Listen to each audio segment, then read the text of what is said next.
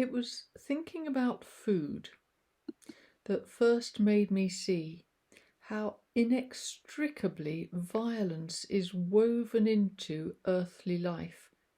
Not just human life, I mean, all life. Anyone who's kept fish in a tank is likely to have had the opportunity to observe that a fish will devour another fish's entire brood of children in one casual gulp. Anyone who watches David Attenborough's programmes on the telly will have had the chance to see a bird swallow a fish whole, or a reptile's tongue shoot out to catch an insect, or see lions and hyenas separate off a ruminant from the herd and determinedly bring it down to eat it alive, belly first. This is life, as God made it. I've never been sure what that says about God, but I think it might suggest that God and I have different perspectives on suffering, predation, and aggression. When it comes to human diet, it was Gandhi who made the observation that the most violent weapon on earth is the table fork.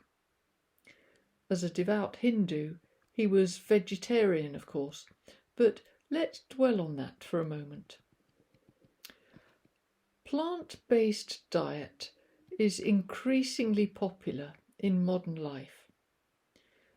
Leaving aside the fallacy that arable farming is more ecologically sound than mixed farming, let's think about the implications of veganism espoused for compassion, out of horror and grief for the death of calves that we may take the milk of the cow, the death en masse of day-old male chicks that a flock of female birds may be reared for egg production, not to mention the intense stress of animal transit and the bloodbath of the abattoir.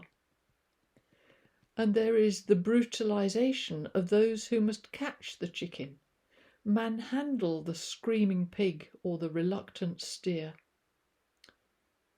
No doubt about it, the generation of animal food products is violent indeed.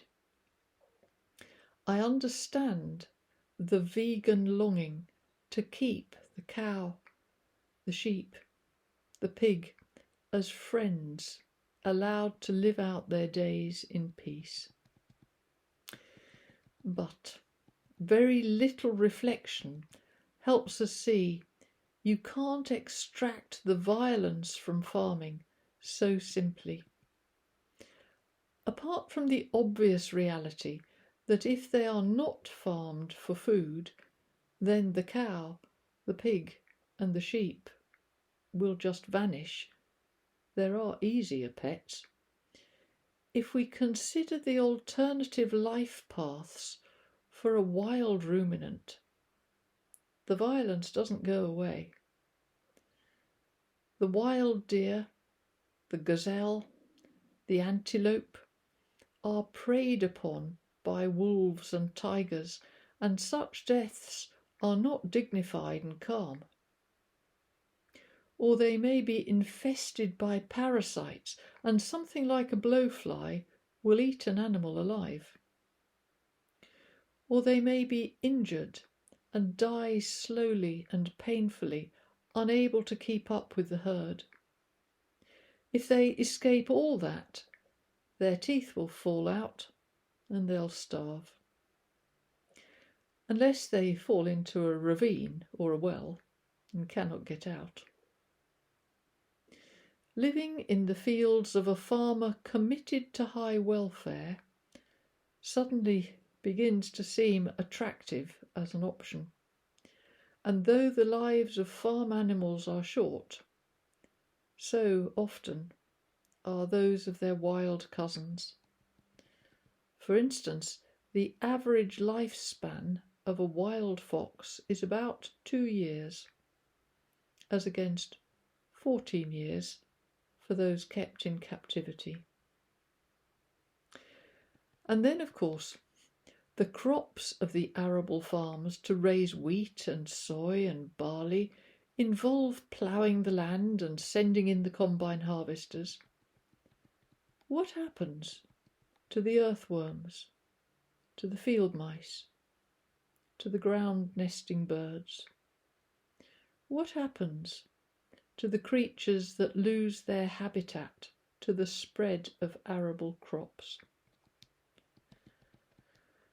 We don't have long enough here to go into an in-depth consideration of all the ways violence is inextricably mixed in with earthly life, but this matter of food production serves as an example. Even the scourge of war may be inevitable, arising from the biology of the human condition.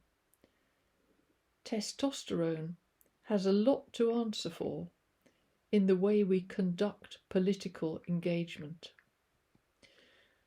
George Osborne chortling, "Britain's got its mojo back," as the word was given from Westminster for the bombers to take off to Syria, may be an example of human sin. I think it might also be an example of the animal nature that is part of who we are, the glee of battle and conquest, the glorying in combat. Beyond that, there are the endless examples of incidental death. The burned body of the badger smoking on the railway track, the rabbit crushed by a passing car, the wasp smashed by a rolled-up newspaper because it's annoying. And what of the lives swept away by the tsunami, the cyclone, the volcano, the famine, the infestation, the plague? Suffering and violence are here to stay. They are woven into the fabric of life. There is no getting away from it. The symbol of our own Christian faith, hallowed and revered and on the wall of every church, is an instrument of torture. What does that mean? As well as sorrow and gratitude that Jesus suffered so for us, I think it bears the meaning that here is a mystery. It is precisely in the violence of such horror that our redemption is won, that love and courage are seen for what they are. It is the sacrifice that reveals the depth of the love. As well, we see how inevitable it is that there is no way to arrive at resurrection but through the omega door of death. As Jesus pointed out, unless the seed falls into the ground and dies, there can be no harvest. Somehow it's necessary for us to embrace this reality to make our peace with the way things are. And yet, are we not called to compassion, to gentleness, and to kindness? How do we make this work? Here are my conclusions. While living in peace with the reality that there is this inherent violence to life, that there must be suffering, and it is horrific sometimes, there must be death. We can work with this to make it the seedbed for the best that is in humanity. As Thich Nhat Hanh said, no mud, no lotus. So, if men must fight and start wars, if that's part of what it is to be a man, then let it at least be the simple combat of soldiers. Let's leave the women and children out of it and not blow up whole cities and reduce the infrastructure of opponents to rubble. And let's stop the torture. Nobody's biology needs to trap someone in a prison and torture them. It has no rightful place on earth. If food production must involve bloodshed and death, let it at least be done humanely and with the least terror and stress we can manage. And let's make our farms places where life also thrives, with hedgerows for the birds and small mammals and insect life. And while we understand that greed and aggression and jealousy and lust are part of what it is to be a living being, let's find ways to channel and contain our urges and instincts, educating our children to see the point of view of others.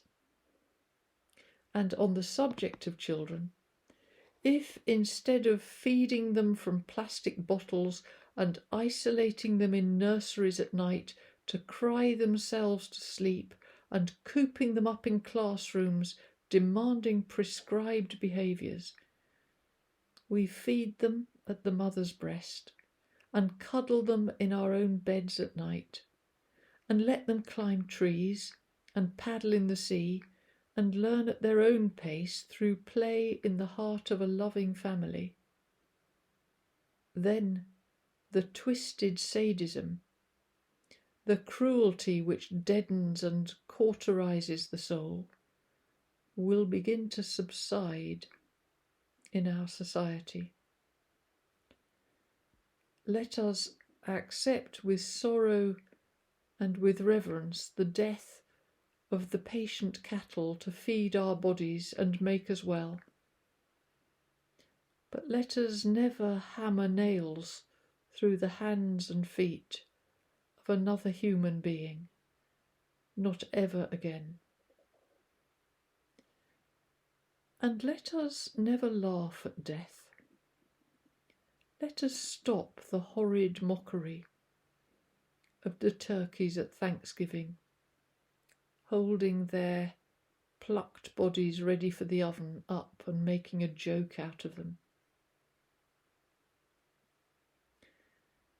Let us take the road Jesus showed us through death into life, transmuting by humility and forgiveness the horrors of violence into courage and love and hope.